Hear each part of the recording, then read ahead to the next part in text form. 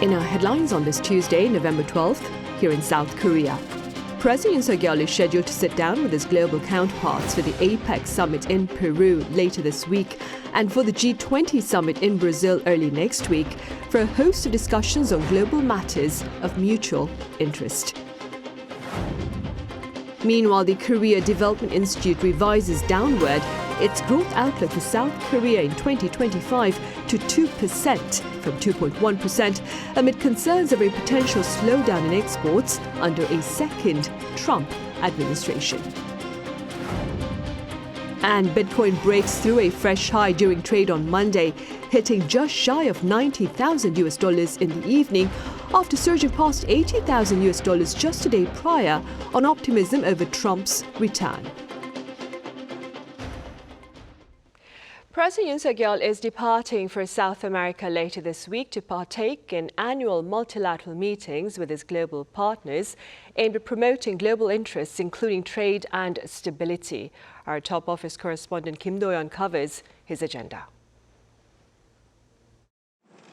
President Yoon Suk-yeol is set to embark on his first trip to South America on Thursday as he joins world leaders at the APEC summit in Lima, Peru, and the G20 in Rio de Janeiro, Brazil, while also being hosted by Peru for an official bilateral visit. While the trip was expected, a briefing on Tuesday detailed what to expect.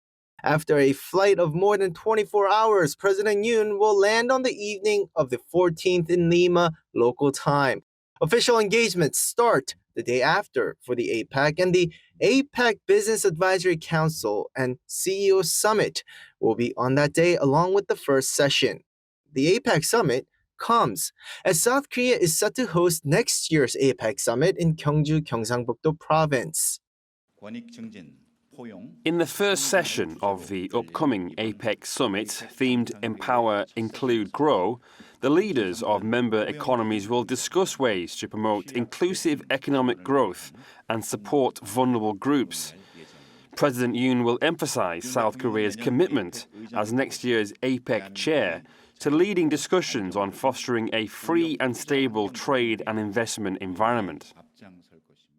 On the 16th, an APEC leaders retreat in the morning will wrap up his APEC schedule. And in the afternoon, the official visit to Peru will begin as President Yoon will be welcomed by Peruvian President Dina Boluarte for a summit which will be followed by a joint press conference. Peru is the only nation in South America that South Korea has a comprehensive strategic partnership with, and the two nations are seeking to expand exchanges in the arms industry as well as the shipbuilding industry. Peru was the second South American country after Chile to sign a free trade agreement with South Korea, and the two nations have since developed a close economic partnership as a gateway to the Latin American market. After this, President Yoon will take off for Brazil to join the G20 summit in Rio de Janeiro on the 17th. On the 18th, he will start his G20 engagements with Session 1, which Yoon will address global hunger and poverty, while during Session 3 on the 19th, he will deliver a speech on clean energy. And as usual, President Yoon is set to meet with participating leaders for sideline summits, with the leaders of Japan, Vietnam, and Mexico confirmed so far. An official at the top office also said that it's in contact with China for a possible sideline summit with Chinese President Xi Jinping, while a trilateral with the US and Japan is also not ruled out. Meanwhile, when asked whether a meeting with US President-elect Donald Trump is possible while on the road for these summits, an official said it is true that they're maintaining close communication with President-elect Trump's team, seemingly not ruling out the possibility completely. Kim Do-yeon, Arirang News.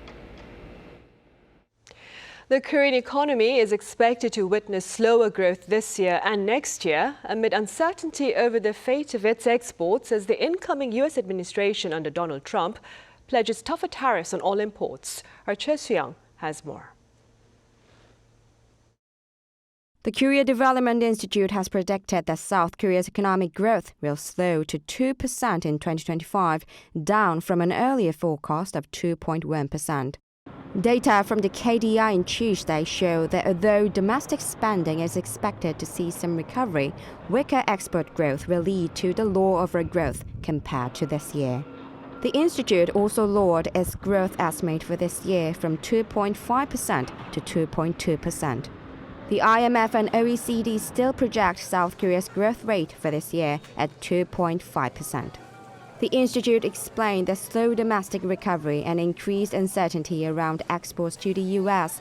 due to the second Trump administration term are key reasons for the adjustment.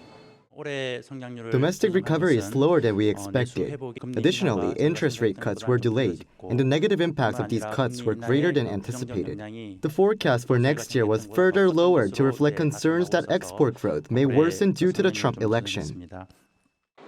KDI also expects the increase in job numbers to fall from 180,000 this year to 140,000 next year. Consumer price growth is forecast at 1.6% in 2025, below the targeted 2%. While domestic demand may improve slightly, the KDI noted that construction investment remains weak, which could persist and present a risk. The institute predicted that South Korea's growth rate for exports will drop from 7% this year to 2.1% next year, anticipating a rise in U.S. protectionism. It believes that tariff barriers won't go into effect immediately and that if tariffs are raised, this will likely start in 2026. Experts forecast South Korea's economic growth rate may not stay positive during the second Trump administration. The second version of Trump administration stresses trade protectionism. The second Trump administration will focus not just China, but all the countries which have tremendous surplus against the United States, like Mexico, Canada, Korea, Japan, including China. Dr. Shin said that exports are already showing a negative trend this year and the growth rate may be lower than 2.0% next year. Cho Seung, Arirang News. In other news, North Korea has ratified its defense pact with Russia, setting in stone an accord that affirms military assistance in the event of an aggression against either one of the two countries. Our Kim Bo-kyung has details. North Korea's leader Kim Jong-un has signed off on a landmark mutual defense pact with Russia amid growing tensions over Pyongyang's troop deployment to fight against Ukraine. That's according to the North Korean Central News Agency on Tuesday, where it said the treaty of a comprehensive strategic partnership between Pyongyang and Moscow was ratified the previous day as a decree from the leader. This follows Russian President Vladimir Putin signing the pact on Saturday. The Comprehensive Strategic Partnership Treaty was signed between Kim and Putin in Pyongyang on June 19th this year, and is known to have revived the automatic military intervention clause from the treaty in 1961, as its Article No. 4 obliges both countries to provide immediate military assistance to each other using all means necessary if either faces aggression. An official from South Korea's Unification Ministry says exchanging ratification instruments can be done through embassies, or high-level officials may visit for an exchange ceremony. Once it takes effect, an expert says it will now enable North Korea to officially dispatch its troops. For now, it was not an official troop deployment, but rather it was similar to sending mercenaries. But if the treaty takes effect after ratification, then North Korea could officially participate in the Russia-Ukraine war as a third party. As Russian President Vladimir Putin has already spoken of, joint military exercises between Russia and North Korea could be possible as well. That being said, in terms of what it would now mean for the Korean peninsula, an expert said it means what's happening on the peninsula is going to be international. It's very significant that Russia is now going to actively engage in the Korean Peninsula conflict. If any military clash were to occur on the peninsula, it would inevitably escalate into an international war. Kim Bo-kyung, Arirang News. Meanwhile, in the Middle East, local authorities in Gaza and Lebanon continue to report civilian casualties as Israel remains relentless in its military campaign. Our Yoon reports. Palestinian medics have reported that an Israeli airstrike late Monday killed 7 people at a cafe near Khan Yunis. That followed the 20 people killed in Israeli air and ground strikes on the Nusayrat camp in central Gaza on Sunday and Monday, which included tanks opening fire on residents and displaced families in the tent encampment. That brings the death toll in Gaza since Sunday night to at least 37. Israel has not commented on the attacks. An Israeli airstrike in northern Lebanon, also on Monday, killed at least 14 and injured 15 others. The attack on the town of Ain Yaqub marks the northernmost point in Lebanon hit by Israeli forces. The town's mayor said that the airstrikes hit a building with 30 people inside, including Syrian refugees, and that some people were still trapped under the rubble. Meanwhile, the Israeli military said its forces took measures to minimize collateral damage based on precise intelligence, saying that it targeted a military structure with a terrorist inside. Last month, on October 13th, the U.S. issued a 30-day ultimatum threatening sanctions on Israel unless there's an increase in the amount of humanitarian aid reaching Gaza. The ultimatum is set to expire on Tuesday or Wednesday, raising questions about what measures will be triggered in response to Israel's failure to fulfill U.S. demands.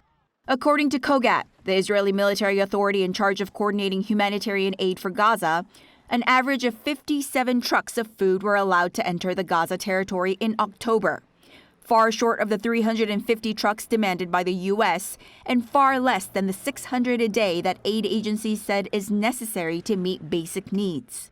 Only 25,155 tons of food aid entered Gaza in October, the least for any full month since December 2023.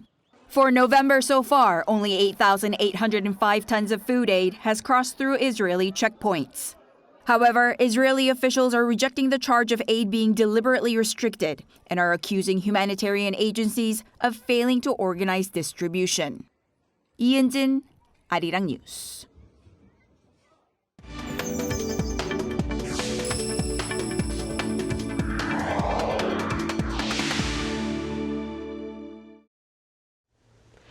A former South Korean ambassador to the U.S. during the first Trump administration believes the two countries have much to gain from working together amid the present geopolitical climate. Our Ahn Ho-young covers his remarks. With the return of former US President Donald Trump to the Oval Office next year, Seoul and Washington have the chance to reinforce their alliance based on America's global leadership and South Korea's strengths and capabilities. That's according to veteran diplomat and Professor Ahn Ho-young, former ambassador to the United States. Amid concerns Trump will revive his transactional and confrontational approach to alliances, and says Seoul and Washington have more reasons to work together to face an increasingly complex regional and global security environment. And in that case, I think there is a lot we could be working together between Korea and United States. For example, we have to remember that when it comes to conventional weapons, we are 5th largest power in the world. President-elect Trump talked about defense industry capabilities of Korea. So he talked about, say, naval vessels, U.S. naval vessels, which need something called MRO service from Korea. That is to say, maintenance, repair service from Korea. That, in fact, is something we've been talking about for a long, long time. But at the same time, I was very positively impressed that President Trump, in fact, understands about it, why we need cooperation in that area as well. Also, as countries brace for fresh tariffs and trade wars under a second Trump administration, Ahn said the US would benefit more from economic cooperation with South Korea, as Trump tries to ramp up business growth and household income for Americans. He noted that South Korea was the largest foreign investor in the United States last year. So we have to fight inflation, and we have to fight slow economic growth. And again, I think Korea has a lot to offer. Why? Because we have world-class manufacturing capability, and we have world-class research capacity. And we, in fact, can work very closely with the United States for that, in order to fight inflation, in order to promote economic growth. I think the last thing we need for that would be high tariffs. High tariffs would be adding to inflation. High tariffs would be discouraging economic growth. So I very much hope that that issue could be worked out between Korea and United States. Turning to security matters, Ahn raised the need for Seoul and Washington to coordinate their approach to North Korea as the regime's threat to global security increases. Having served as ambassador to Washington during the early months of Trump's first term, Ahn said the US leader's two-pronged strategy during his first term, maximum pressure and maximum diplomacy, can complement Seoul's current approach to the North. Today, that in fact is something we need. Maximum pressure and maximum diplomacy, but at the same time, there should be a third element, which is deterrence. Deterrence is definitely more important than at the time. Why? Because North Korea has more nuclear weapons. North Korea has more missiles. And North Korea is now, colluding between North Korea and Russia. Amid growing polarization in international relations and the rise of authoritarianism, Ahn said Seoul and Washington should turn these challenges into opportunities. Then I think there are many avenues of efforts we should be making, like bilateral relationship, trilateral relationship, multilateral relationship. And one thing we must not forget is something called Global South. Global South. The countries in the Global South. And they, in fact, are watching. They, in fact, are watching what United States stands for and what countries like Russia and China stands for. And I think it will be very important for us, who in fact believe in rule-based international order, to let people in the Global South understand we are not just for ourselves. During their first phone conversation last week, President Yoon agreed to meet soon with the incoming US leader to discuss bilateral issues in more detail. Observers hope the meeting will take place within the coming weeks before Trump takes the oath of office again on January 20th. Oh Soo-young, Arirang News.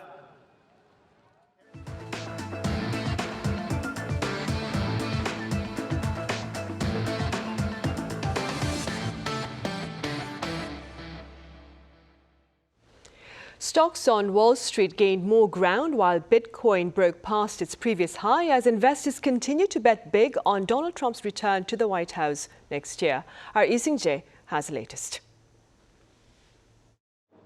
A day after surpassing $80,000, the price of Bitcoin continued to soar, reaching above $88,000.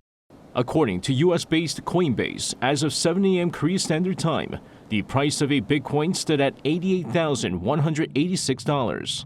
The cryptocurrency market has recently been on a winning streak, with watchers pointing to Donald Trump's victory in last week's U.S. presidential election. Trump has expressed positive opinions regarding virtual currency, with Trump set to see a Republican trifecta with the majority in Congress and the House of Representatives. Wall Street also continued positive momentum, with all three major indexes hitting new all-time highs. The Dow Jones Industrial Average closed over 300 points higher compared to the previous trading session, while the S&P 500 inched up slightly to surpass 6,000 for the first time. The tech-heavy Nasdaq hovered around the baseline, but rose just enough to reach an all-time high of 19,298.76. Meanwhile, the price of Tesla stocks has continued to soar for the fourth straight trading session since the election day. It rose almost 9% on Monday's trading session, closing at $350 a share. The closing price is the highest in 2 years and 7 months, with Tesla shares having soared over 39% during the 4 trading sessions. With Trump expected to tighten U.S. trade policies, the U.S. dollar strengthened against the Korean won, surpassing 1,400 won against the greenback. It marks the first time in 2 years that the dollar-to-won exchange rate closed above the 1,400 mark. The strengthening dollar also comes despite the Bank of Korea's recent rate cut decision, which closed the rate gap between the two central banks. Lee Jae, Arirang News. In other news, a growing number of Western publishers are showing renewed interest in Korean literature following author Han Kang's crowning as a Nobel laureate this year. Our Yoon reports. Author Kang Ji-young first published her female action novel Mrs. Shim is a Killer in 2010. The protagonist, a woman in her 50s with no husband and no job, suddenly finds her calling through her impeccable butcher skills and becomes a killer. This cult bestseller is now set to be published internationally. Mrs. Shim is a Killer will be published by Doubleday in the UK and by Harper in the US in the spring of 2026. Translation rights have also been sold to over 10 countries. We continue to get inquiries from Asian and South American countries, so I think exports will expand further. Basically, the narrative and story are interesting. There's a universal story that is relatable. I think the best part of the book is that it has a Korean sentiment baseline. Writer Song Yoo-jung can look forward to the publication of her first novel, The Memory Bookshop, after 6 years of writing web novels. Major publishing company HarperCollins has acquired global English rights for Song's latest work, signing a contract worth over $70,000 with her. HarperCollins said the novel will be published in hardback in August 2025. Publishers around the world understood the underlying universal emotions between mother and daughter. There was even a world-famous editor who said the book brought them to tears. This trend in the publishing industry of recognizing Korean literary works took off at the Frankfurt Book Fair, the world's largest annual trade fair for books, held over 5 days in mid-October. And at this year's fair, inquiries for publishing rights for Korean works increased 3 to 4 times from previous years. This has triggered greater support from the domestic publishing industry and related organizations. They're planning various projects, starting with higher participation in overseas book exhibitions as well as for translation. In 2014, we supported novelist Han Gang in her participation at the London Book Fair, where she met with Deborah Smith, a British translator of Korean fiction. I've been reminded of the power of exchange projects and support projects. Back in the mid-1990s, there were Korean literary works that received attention in Europe, like the works of the writer Lee Mun-yeol. But that popularity didn't last long. And for that reason, long-term measures need to be taken to expand the basis of reading and literary works, so that the achievement of a Korean novelist's Nobel Prize in Literature builds momentum and is not only a special event that will fade away. Yoon, Arirang News. The song Apatu by Roger of BLACKPINK and American pop star Bruno has topped the Billboard global charts for the third week in a row, according to Billboard on social media platform X. The song, which was released on October 18th, has stayed at #1 on both the Billboard Global 200 and the Billboard Global excluding US. The Billboard Global charts rank the week's most popular songs based on online streaming and digital sales worldwide.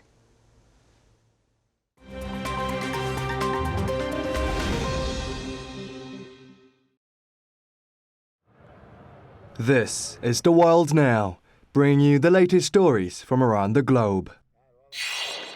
Haiti has seen weeks of political chaos exacerbated by gang violence that has engulfed over 80% of the capital, Port-au-Prince.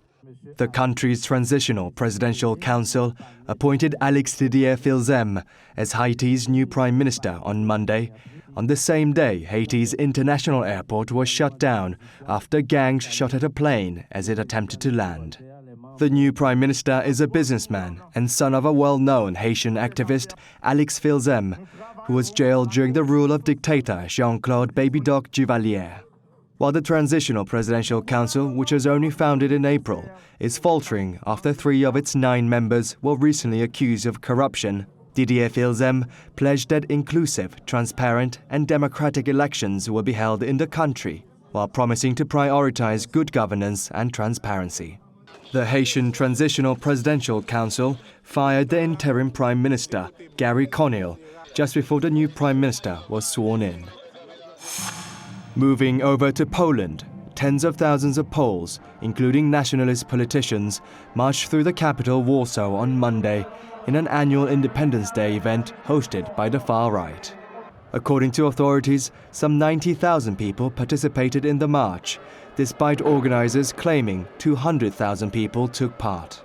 Demonstrators were seen waving the Polish national flag, while some shot red flares and carried banners with anti-EU, anti-Ukraine and white supremacist messages. Anti-immigration and anti-EU chanting was heard with reference also made to White Europe, while the US flag was seen with participants saying people love Trump here and calling for more similar marches across Europe. A general election last year ended 8 years of nationalist rule in Poland, but the far-right Confederation is now polling at around 12%.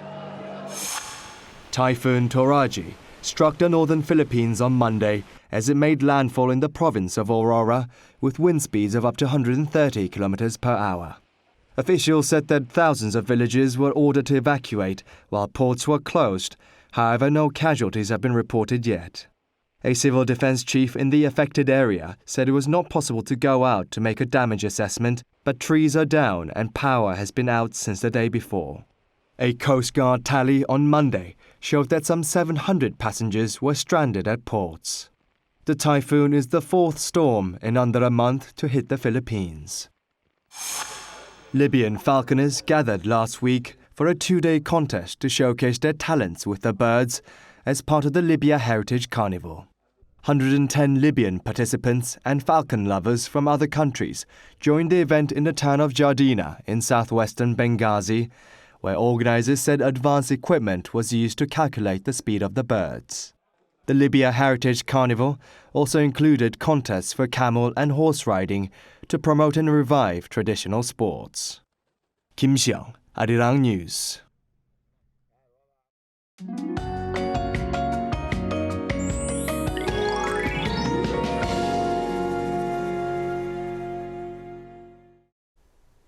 Even though it's mid-November, it's warm as daytime temperatures today rose to around 20 degrees Celsius. Yesterday, it was 21.8 degrees in Seoul, ranking third highest mid-November temperature of all time. Today, the morning temperature in Seoul was 11.4 degrees, and the daytime temperature was 19 degrees, which is 6 degrees higher than usual. These mild conditions will continue tomorrow. This year's tuning test is just 2 days away. There will be no worries about the cold tomorrow, the preliminary call-up date, and Thursday as well, the day of the test. However, light rain is expected on the East Coast tomorrow and the day after tomorrow from late afternoon across the country. Tomorrow, Seoul and Daegu will start off at 8 degrees, Daejeon 7 degrees. Daily highs will move up to 18 in Daegu and Gyeongju, Gwangju and Busan 21 degrees. It's easy to catch a cold due to large daily temperature differences. Please take care. That's all for Korea. Here are the weather conditions around the world.